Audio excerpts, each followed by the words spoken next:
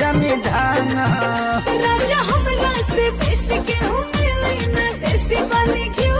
में करल हो अभी मोजर बा परल हो रानी नैखु तू फरल हो अपन ज्ञान अपना पाकिट में धारा खेत हरियाइल बा छूटा तू चोरा अभी ये सिवान जमी लान हो मरे आदा के खेती जमी धाना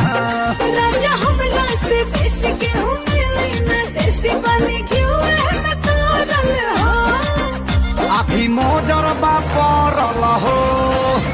रानी नैखु तू फरल हो